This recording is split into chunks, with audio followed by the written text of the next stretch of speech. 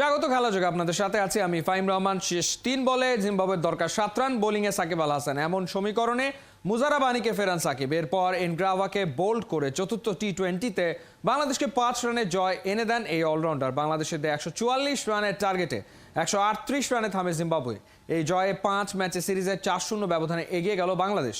Partha বণিকের report. একের পর এক বাউন্ডারি, ছক্কা, তানজিদের ব্যাটিংয়ে জিম্বাবুয়ে দিশেহারা। কিন্তু হঠাৎই একের পর এক উইকেট। হোম অফ ক্রিকেটে টাইগার ব্যাটাররা চোখের পলকেই চেকমেট। মিরপুরে এ যেন ম্যাজিক। হঠাৎ দাপট দেখানো বাংলাদেশ বড় স্কোরের আশা জাগিয়েও এক নিমিষেই শেষ। পরীক্ষা নিরীক্ষার ম্যাচে এদিন বাংলাদেশ টস হেরে পায় ব্যাটিং। বাজে ফর্মে বাদ লিটন দাস, বিশ্রামে মাহমুদুল্লাহ, সাইফুদ্দিন। ওদের জায়গায় একাদশে সাকিব, সৌম্য, মোস্তাফিজ। ম্যাচের শুরুতে শোকে স্তব্ধ গোটা শেরে বাংলা। বিমান বাহিনীর নিহত স্কোয়াড্রন লিডার আসিম জাওয়াদের স্মরণে 1 মিনিটের নীরবতা। গোটা গ্যালারি, বিসিবি সভাপতি দাঁড়িয়ে সম্মান জানান বাংলার বীর সন্তানকে।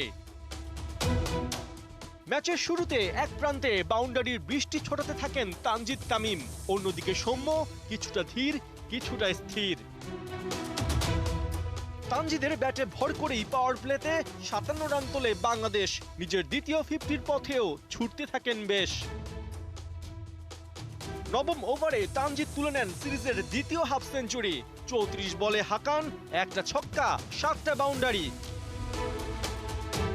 দুই টাইগার ওপেনারের ব্যাটে চেপে প্রথম 10 ওভারে বাংলাদেশ বোর্ডে তোলে 90 রান। 12তম ওভারে জংউই তানজিদকে অবশেষে ফেরান।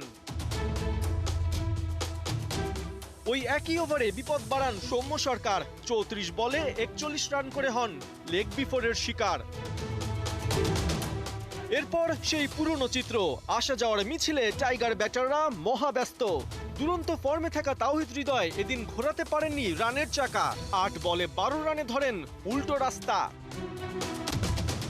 লম্বা বিরতি শেষে দলে ফেরা সাকিবও অল্পতেই মানেন হার। ব্রায়ান বেনেটের বলে 1 রানে আউট টাইগার অলরাউন্ডার। 15তম ওভারে জিম্বাবুয়ের আবারও সাফল্য। এবার 2 রানে আউট ক্যাপ্টেন শান্ত।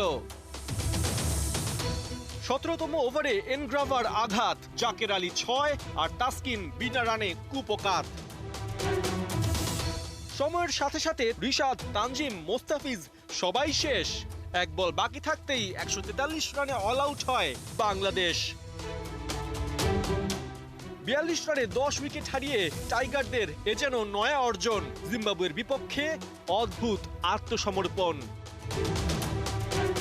পার্থ বণিক, 71।